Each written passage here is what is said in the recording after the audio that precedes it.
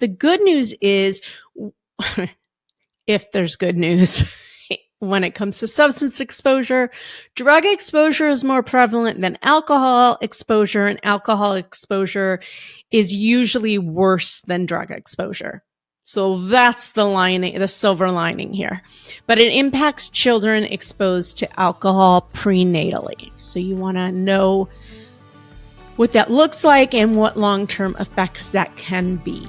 Welcome to the Adoption Roadmap Podcast, your go-to guide through the beautiful, complex, and transformative journey of adoption.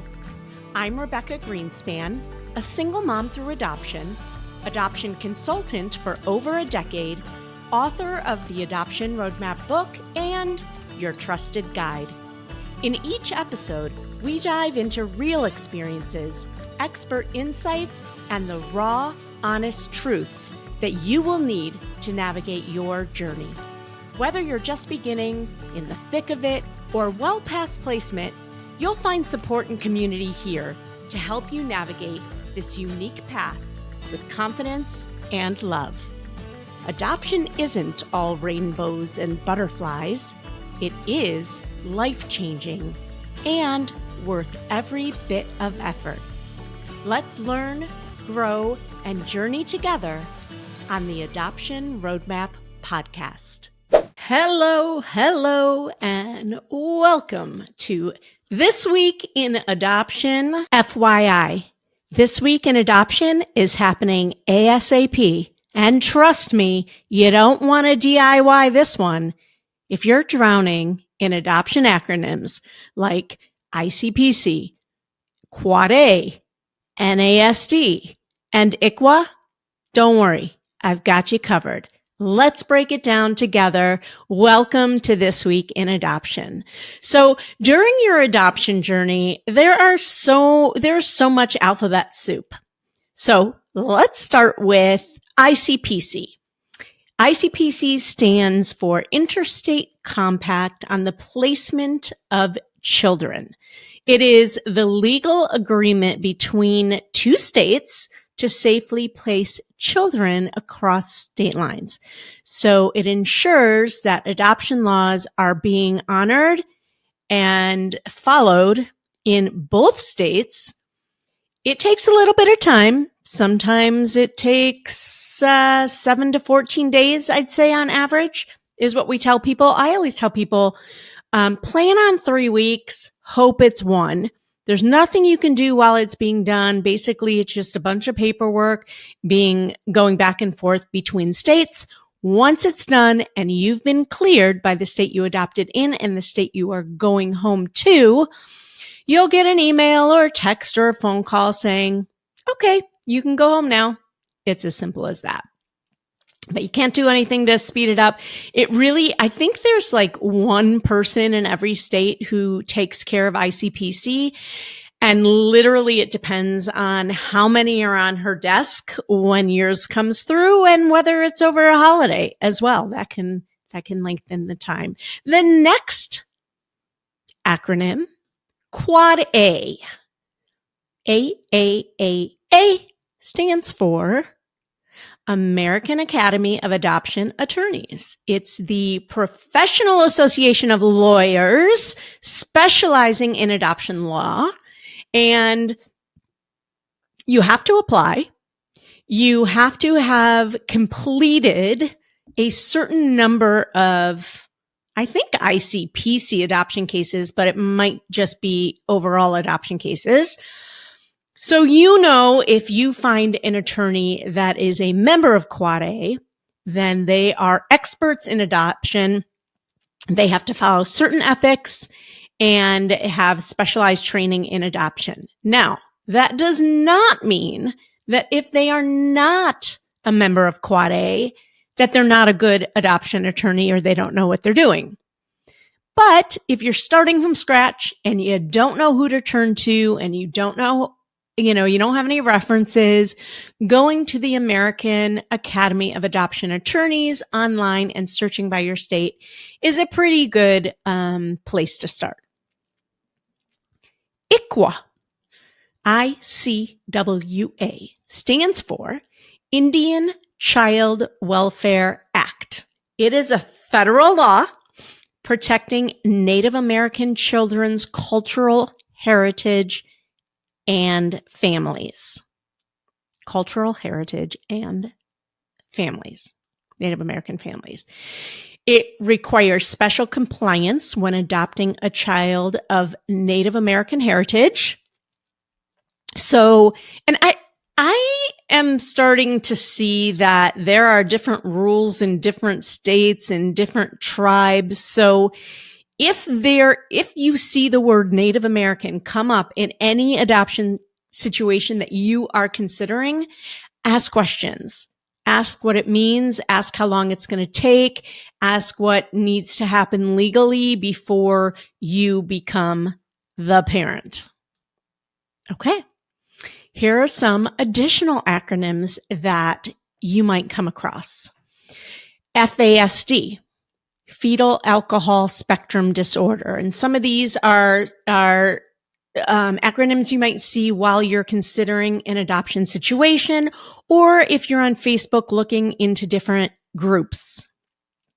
FASD, fetal alcohol spectrum disorder. You definitely want to do research to know what that looks like. The good news is, if there's good news, when it comes to substance exposure, drug exposure is more prevalent than alcohol exposure, and alcohol exposure is usually worse than drug exposure. So that's the silver lining here. But it impacts children exposed to alcohol prenatally. So you want to know what that looks like and what long-term effects that can be. RAD, R-A-D, is reactive attachment disorder, which occurs due to early trauma, and it may affect trust and attachment. I am not an expert. I believe it is more common with children that are coming through foster care and have had more lived trauma, but don't quote me on that. SPD, sensory processing disorder. This was a new one to me, where a child has challenges processing sensory input. NAS or NASD is neonatal abstinence syndrome. Disorder is the D. It occurs when a newborn is born with exposure in their system and experiences withdrawal symptoms from exposure to substances or medications that the birth mom used during pregnancy. It's very common with opioid use, certain prescription medications, or other illicit substances. And symptoms for NASD or NAS can include irritability, sleep disturbances, tremors, feeding difficulties, being very rigid and stiff, and high-pitched crying. And I think it can last from 3 to 5 days or for weeks. And sometimes there's a delayed reaction. Again, I'm not an expert, but I'm pretty sure I'm correct. Now, if your children have any of these that we just talked about, NASD, FASD, sensory issues, processing issues, you want to look into early intervention or therapeutic support through your state. These services are in place to help your babies thrive. So if you know that your baby has any of these disorders, has been exposed, had any sort of trauma at birth, you definitely want to look into early childhood intervention within your state. Now, these children that I just mentioned will more than likely be in the NICU for some time, which stands for Neonatal Intensive Care Unit. It's a specialized hospital unit providing intensive medical care for newborns who are premature, experiencing medical complications, or exposed to substances in utero. So if there's a problem, they are going into the NICU. Maybe they're having respiratory issues, feeding complications. They've been exposed to substances, or they have some sort of condition identified at birth. Now, in the NICU, and by the way, I think some hospitals or some states have special places or clinics for, instead of a baby who's been exposed being in the NICU, sometimes they have special clinics for this. This is where they will teach you how to bond and do some skin to skin. Definitely, you'll have a lot of access to NICU nurses, and you'll learn about bonding techniques and feeding support. And they are very emotionally intense as well. So seek out that emotional as well as practical support if you are in the NICU. And I'll also make a plug for the Ronald McDonald House. If you're going to be in the NICU for a long time and you know that, try to get into a hospital that has a Ronald McDonald House associated with it or nearby, or ask where the closest one is, because that would be a beautiful place for you to stay if you know your baby's going to be in the hospital for a long time. Now, once you adopt your child, here are a couple other acronyms that adoptive parents might come across. One that's very common is ADHD, attention deficit hyperactivity disorder. It's usually not identified until your child's a little bit later in their elementary school years, but different age ranges for sure. And this is a disorder, a neurodevelopmental condition affecting focus, impulse control, and hyperactivity. Definitely therapies and routines and structures for a child who is struggling with ADHD is very helpful. Along with ADHD or any number of other issues that our kiddos may have, you might be looking into an IEP. An IEP stands for Individualized Education Program. They are impossible to navigate unless there is a really severe issue. But if it's something like ADHD, where you know your child is struggling and the school is like, yeah, but that's not really a disability, and you know it is, it can be so complicated and infuriating, and you might want to rip out your hair. I have been there. An IEP is a legally binding document outlining special education services provided to a child in school. And it's tailored specifically to your child's unique educational needs and learning style. You will, I'm not going to get too into that because I'm certainly no expert, but an IEP is something that you might need to be familiar with, as well as maybe a 504 plan, which is a step underneath that also provides accommodations for kids with disabilities who don't need specialized instruction, but still require additional support, like extended test time or modified homework or breaks during the day. These are all things that are extremely common with our kids.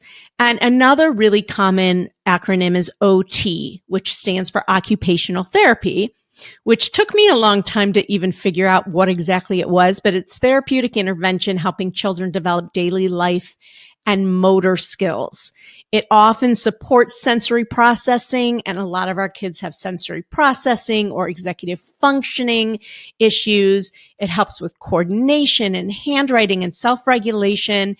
These are all things that if you are going to need them later in your child's life, you want to have that track of services that you've gotten through early intervention. So I recommend it to everyone. That's enough for alphabet soup. I hope that was helpful. And if these are things that you worry about, or if you're an adoptive parent who is starting to see more and more of these things popping up and you're like confused and don't know how to deal with it, and you know what? You might want to consider joining us inside of the Adoption Continuum. It is our online community for adoptive parents. And when you're listening to this, the doors may be open. If not, you can get on a wait list. We will have both of those links in the show notes, and we will be opening it, having our first founders launch early in June 2025, and then closing our doors, and not sure when it's going to be open again, but a number of times throughout the year, we will continue opening where we will have experts inside to be able to help you navigate these things. And we will have resources for you to know where to go. And at the very least, other parents who have navigated it before you. So consider joining us inside of the Adoption Continuum. Thank you so much for listening today, and until next week, bye-bye. Well, I hope you enjoyed that episode of the Adoption Roadmap podcast. If you did, I have a few favors to ask of you. First, please hit subscribe so you never miss an episode. And while you're at it, I'd love to hear your takeaways. Please write a review and let me know what you liked. And if you have a question or a suggestion on what you'd like to hear, I'd love to hear that too. Please shoot me an email at support@rgadoptionconsulting.com and let me know what you'd like to hear about. And if you have a question, I may just answer it online. Thanks again for listening. Tune in every Wednesday and Friday morning for a brand new episode of the Adoption Roadmap podcast. Until next time, bye-bye.